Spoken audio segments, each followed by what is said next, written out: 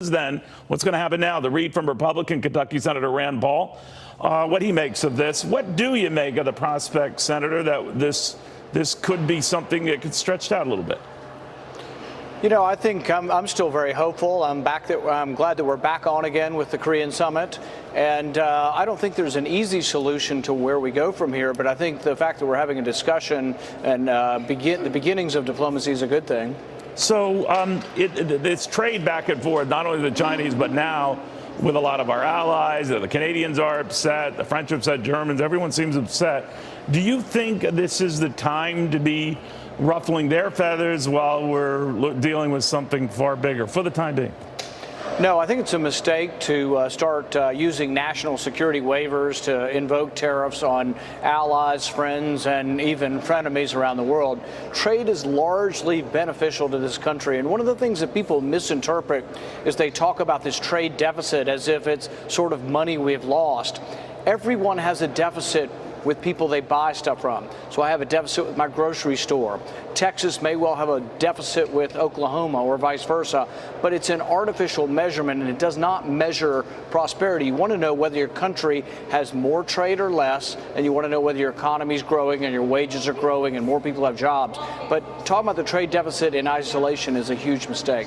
So your colleague, Senator Corker, is among those. There are others as well, and maybe you're among them, who thinks that this should get, a Senate yay or nay when we are looking at tariffs, when we are looking at doing what the president is indicating, tariffs and the like.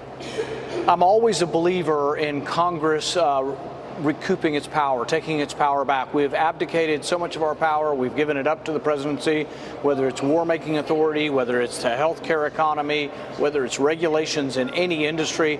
We have given up too much power to the president, so I'm always in favor of trying to gain that power back. Do you think the president is starting on a bad precedent here, that he has brought to people's attention how the Chinese, and indeed many of our friends, have kind of rigged the system to their benefit? But is this the proper response, or is he going too far? What do you think? I think when you look at these old trade deals from decades ago and they have a national security waiver in them, I think they were intended to be, okay, tomorrow we've declared war, 1942 or 41 with Japan. Should we now reassess our trade agreement with Japan? I think that's what the national security waiver is about.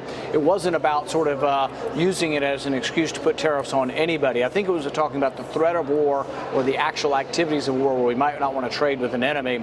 So no, I think it's a misappropriation and a misuse of language from a long time ago, and I don't think it's helpful. I have farmers in my state. To a person, every farmer is against a trade war. I have automobile industry in my state. 20,000 people work for Toyota. To a person, against a trade war. We export bourbon in in Kentucky as well. To a person, against a trade war. So Kentucky benefits from trade. We don't want to see less trade. We want more trade.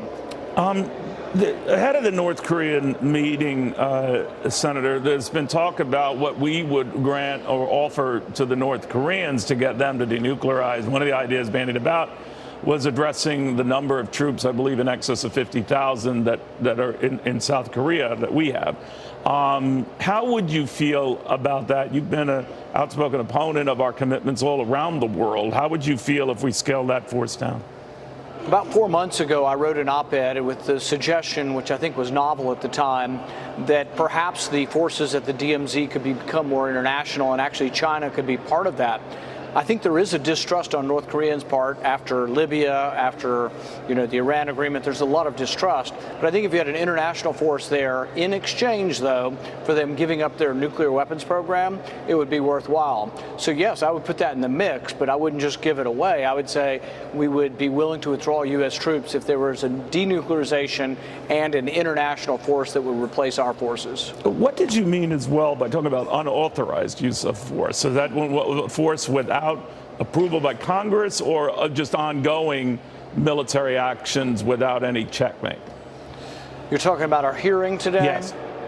Yeah, we had a hearing today because we've been at war for 17 years in Afghanistan. And while I was in favor of the original authorization for force that Congress gave President Bush, I'm not in favor of an unlimited authorization to be at war forever.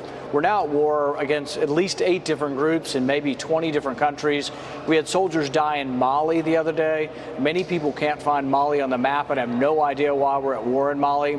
So yes, we should be debating, and it's Congress's role. The founding fathers were unanimous that Congress should declare war. The president shouldn't be able to make these decisions unilaterally. So what does that mean about our future commitments? If something were to act up all of a sudden, or the Syrians use chemical weapons, what would the Senator Rand Paul position be? The War Powers Act and people over time have come to believe, and I do believe this, that the president can repel imminent invasion. So if there is something where, we believe that someone is in the process of launching a weapon against us, yes, the president can act imminently. But when we were attacked on Pearl Harbor, it took 24 hours, and the Congress came back almost unanimously for it. When we were attacked on 9/11, when President Bush came before the Congress, nearly unanimous. But if you're going to blow up chemical munitions in Syria, you have to ask for permission. That is an act of war, and he should have come to Congress. And I think you'd find that there'd be a debate about it, and we may or may not have decided that that was the best appropriate action. As weighty and as important, substantive as those remarks are, that line of thinking is, I'm sure you're aware that it was your tweet on Bill Clinton and his comments about Monica Lewinsky that got far more play, Senator. You said that Bill Clinton epitomizes, it is the way, right? He epitomizes the aggressor, not the victim. You went on to say you can't have an appropriate or consensual relationship with an intern. Did you expect it would get as much buzz and play? I think the problem is that I don't think he's truly contrite. I think he's still playing the victim. He doesn't understand how anybody would have the audacity to ask him, Bill Clinton, about this. Well, for 2 decades, the mainstream media covered up for him. The mainstream media said, it was a consensual affair between adults. Guess what? Talk to modern women, talk to people about this, and most women from the Me Too movement will say, you know what? A 20-year-old is not really capable of giving consent in the workplace to have sex under the desk, okay?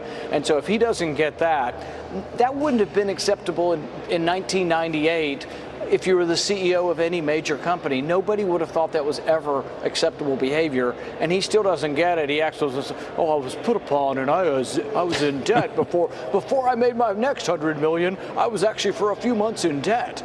So ridiculous. I was curious because President Clinton also talked about this notion whether a president can pardon himself. He said no. Do you think that this president, talking about that very subject, can? He thinks he can. The Constitution seems to put no limits on the president. There are some principles of law where people would say that it defies sort of the ideas of justice for someone to be able to pardon themselves. But the Constitution isn't explicit in prohibiting this, and so yes, it could probably happen.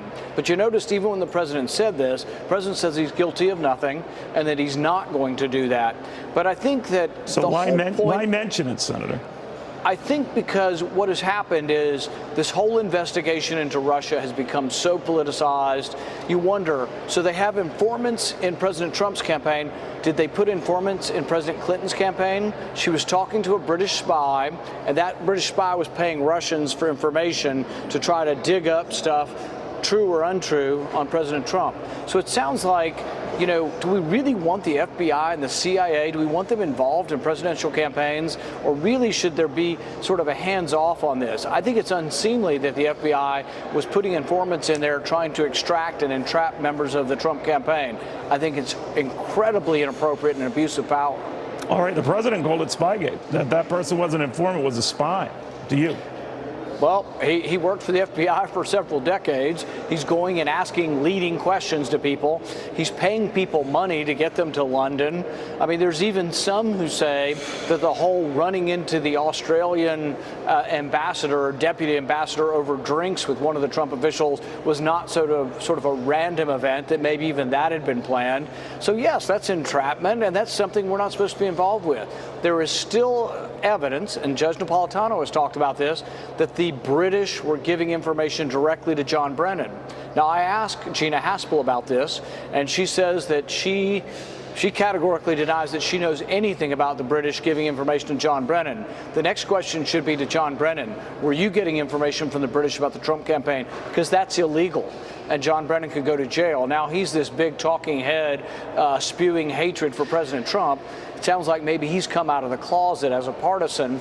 And so if he wants to be a partisan all over the news condemning the president, maybe he needs to be asked under oath, did you receive information, secret information, illegally gotten by the British government? Did you receive this information on President Trump or his campaign?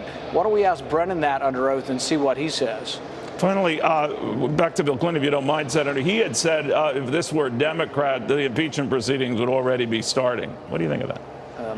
I think we go too crazy on both sides, and I'm a big believer that these special prosecutors have way too much power, and that, can you imagine the entire force of a team of 20 or 30 lawyers that can investigate your entire life for the last 20 or 30 years, bring you in to ask questions, and if they get you to make a misstatement based on historical fact of something you don't remember correctly, that you can go to jail for that?